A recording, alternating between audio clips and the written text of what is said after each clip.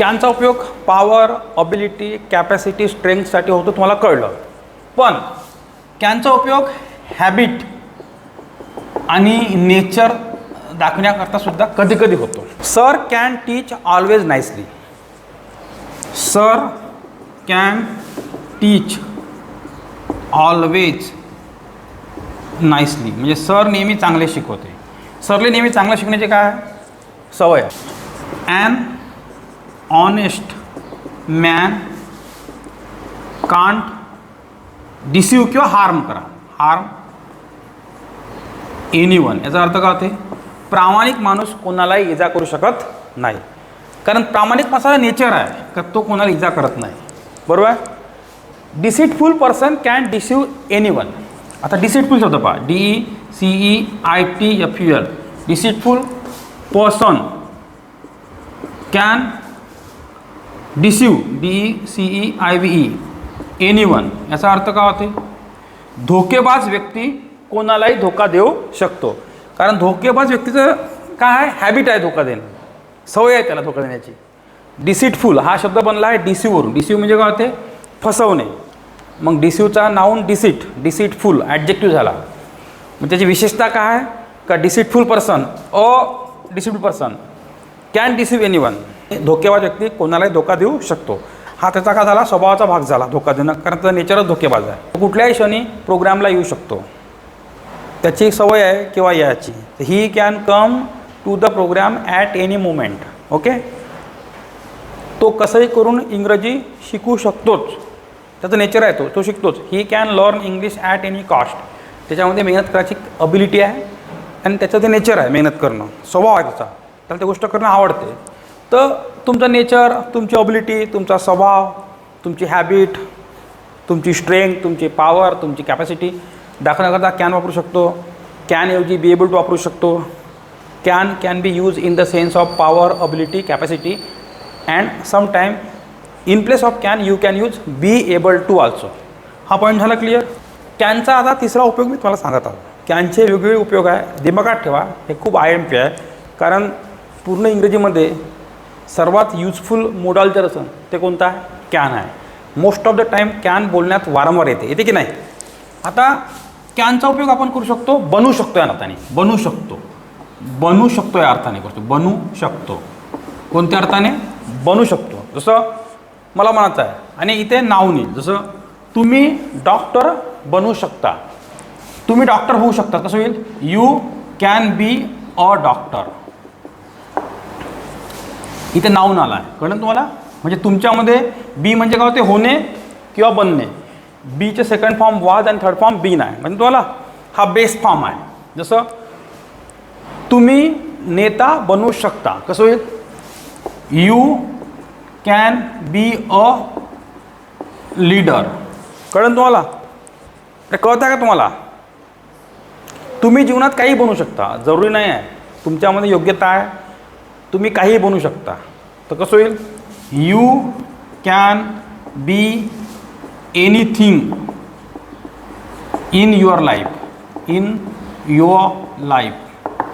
तुम्ही तुमच्या जीवनात काहीही बनू शकता. You can B anything in your life. कळलं? तू पोलिसमॅन बनू शकते. तुझी हाईट, पर्सनॅलिटी, तुझी स्पीड पाहून मला असं वाटतं का तू पोलिसमॅन बनू शकते. कसं होईल? You can be a policeman.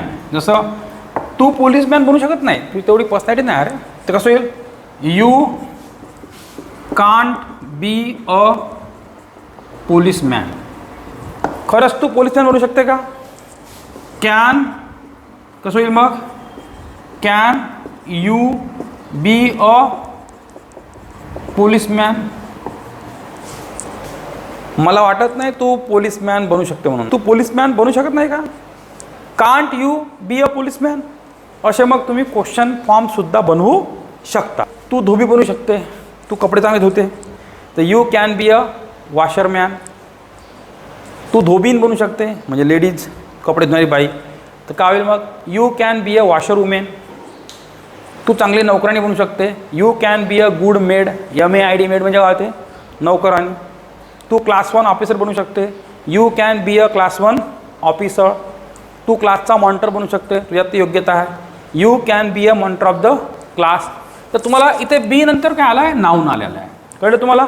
तर I hope so you have understood third concept of can. Subject plus can have plus noun. जसं त्याच्या जवळ पैसे असू शकते. कसं होईल? मी जर असं म्हटलं त्याच्या जवळ पैसे असू शकते. कसं होईल?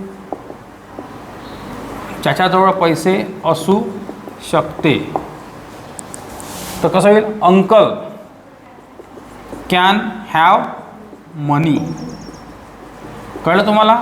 अंकल कॅन हॅव मनी. कोणते? You can have a mobile. Ramesh हा एक खास माझा मित्र आहे. रमेश जवळ कार असू शकते. Ramesh can have a car. असं वाक्य आहे. शेजाऱ्या जवळ खजाना असू शकते. असं मला इंग्लिशमध्ये बोलायचं आहे. How can I speak in English? NEIGHBOUR. Neighbour can have treasure. TREASURE. Treasure means खजाना. आणि दुकानदाराजवळ किराणा असू शकते. What is the word? किराणा. दुकानदार. दुकानदार means shopkeeper. Can have groceries. त्याच्या जवळ पैसे नसू शकते. He can not have money. त्याच्या बरोबर, त्याच्या जवळ पैसे असू शकते का? Can he have money. Can't he have money. तर you can make so many sentences just like this. I hope so you have understood type 4. तुमच्याजवळ काहीतरी आहे हे दाखवायचं आहे. तर हॅव येते, कारण हॅव हा जो शब्द आहे, कीप इन माइंड, हॅव म्हणजे काय होते? हॅव दाखवते पोजेशन, मालकी हक्क दाखवते. जसं I have a car, I have a pen, I have a pencil, I have knowledge, I have information. म्हणजे हॅव म्हणजे काय? जवळ आहे, कडे आहे, पाशी आहे, ला आहे, चा आहे, मध्ये आहे. माझ्यामध्ये आत्मविश्वास आहे, आय हॅव कॉन्फिडन्स. माझ्याजवळ पैसा आहे, आय हॅव मनी. आता मला म्हणायचं आहे त्याच्याजवळ पैसा असू शकते, तर ही कॅन हॅव मनी. त्याच्यामध्ये आत्मविश्वास असू शकते, ही कॅन हॅव कॉन्फिडन्स. त्याच्यामध्ये जीवन जगण्याची कला असू शकते, he can have art of living life. है ना? त्याच्यामध्ये कुठला तरी गुणधर्म असू शकते, गुण असू शकते, फीचर असू शकते. कॅन मी शकतो होते, हे प्रत्येकाला माहीत आहे. ओके, तर यू कॅन से कॅन हा जो मोडल हेल्पिंग वर्ब आहे, याचा उपयोग can is use with the sense of possibility. With the sense of possibility. तुम्ही म्हणाल सर पॉसिबिलिटी करता, शक्यता दाखवण्याकरता आपण मे वापरतो, बरोबर आहे. तर मित्रांनो लक्षात ठेवा, एक मे आहे, एक कॅन आहे आणि एक माईट आहे, बरोबर आहे. तर आपण मोस्टली पॉसिबिलिटी दर्शवण्याकरता मे किंवा माईट वापरतो. अंडरस्टूड? जसं मे दर्शवते 50% पॉसिबिलिटी. जसं तो घरी असू शकतो, कन्फर्म नाही सांगत, पॉसिबिलिटी आहे. तर ही मे बी ॲट होम म्हणतो आपण. जेव्हा आपण ही मे बी ॲट होम असं म्हटलं, ही मे बी ॲट होम, तर इथे चान्सेस किती % आहे? 50% आहे, बरोबर आहे. आज पाऊस पडू शकतो असं आपण म्हटलं. आणि इंग्लिशमध्ये म्हटलं इट मे रेन टुडे. इथं हा रेन हा वर्ब आला आहे. इथं मेन हा मोडल हेल्पिंग वर्ब आहे. आणि तुम्हाला माहीत आहे हेल्पिंग वर्बच्या नंतर मेन वर्ब असते. रेन हा मेन वर्ब. रेन म्हणजे पाऊस पडणे होते. तुम्ही हे वाक्य असंही लिहू शकलं असते, it may be rain today. आज पाऊस पडू शकतो. इथे हा रेन शब्द नाऊन आला आहे, कारण इथे बी हा वर्ब आला आहे. बी म्हणजे असणे किंवा होणे होते. कळलं तुम्हाला? इथं बी काय आहे? मेन वर्ब आहे. इथं रेन काय? नाऊन आहे. इथं डायरेक्ट रेनच नाऊन आहे. अंडरस्टूड? हे फरक त्याला कळेल ज्याला इंग्लिश स्पीकिंगच्या क्लासला बसून 8-10-15 दिवस झालेले आहे, ज्यांचं बेसिक थोडं पक्क झालेलं आहे. They will understand this. Okay. आता तुम्ही इन प्लेस ऑफ मे, इथं मे जर वापरत आहो तर पॉसिबिलिटी 50% आहे. अंडरस्टूड? पण तुम्ही जर हे वाक्य असं मंबल केलं, बोलले इट कॅन रेन टुडे, आज पाऊस पडू शकतो, पॉसिबिलिटी आहे, पण पॉसिबिलिटी 70% गेली. किती टक्क्यावर गेली आहे? मग जास्तीत जास्त पॉसिबिलिटी पाऊस पडण्याची आहे. जेव्हा मॅक्झिमम पॉसिबिलिटी दर्शवायची आहे म्हणून तेव्हा इन प्लेस ऑफ मे तुम्ही काय वापरता, कॅन वापरता. इथे रेन हा वर्ब आहे. It can be rain today असं म्हटलं तर इथं कॅन बी हा मेन वर्ब आहे आणि रेन हा नाऊन आहे. म्हणजे आज पाऊस पडण्याची 70% पॉसिबिलिटी आहे. पण समजा तुम्हाला पॉसिबिलिटी एकदम नाहीच्या बरोबरीत दाखवायची आहे, नाहीच्या बरोबरीत म्हणजे नाहीच आहे, काहीतरी वाटते 10-12% थोडीशी गॅरंटी काय पाऊस पडू शकतो म्हणून, तर इथं वाक्य येईल इन प्लेस ऑफ कॅन इथं माईट येईल. इट माईट रेन टुडे, म्हणजे बहुतेक आज पाऊस पडू शकते, वाटत तर नाही पडून म्हणून.